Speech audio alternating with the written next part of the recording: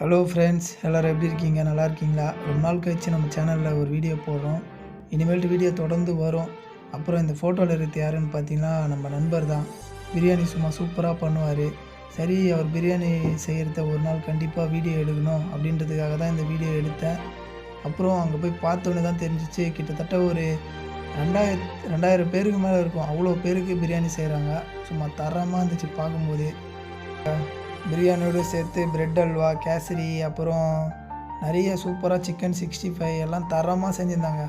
1000 தான் நம்ம வீட்டில் பிரியாணி நல்லா செய்யணும், சூப்பராக செய்யணும் அப்படின்னு செஞ்சாலும் அந்த ஹோட்டலில் அப்புறம் அந்த மண்டபத்தில் இருக்கிற பிரியாணி டேஸ்ட்டு வராது.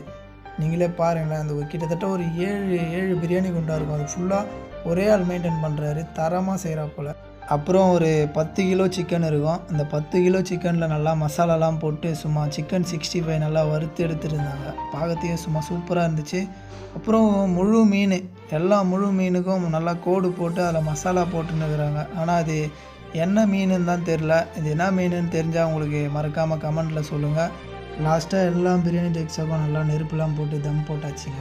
சரி, பிரியாணி எப்படி தான் வந்துருக்குதுன்ட்டு பார்க்கலான்ட்டு வெயிட் பண்ணி பார்த்தா, நான் நினச்சதை விட சூப்பராக வந்துருச்சுங்க. உங்கள் வீட்டில் ஏதாச்சும் ஒரு ஃபங்க்ஷன்ஸ், ஏதாவது விழா அதெல்லாம் இருந்தால் பிரியாணி எதனா செய்யணுன்னா சொல்லுங்கள் மறக்காமல். அவரோட கான்டாக்ட் நம்பர் கீழே போடுறேன், அவருக்கு கான்டாக்ட் பண்ணுங்கள்.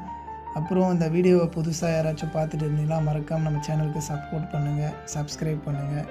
ஃப்ரெண்ட்ஸ், பாய்.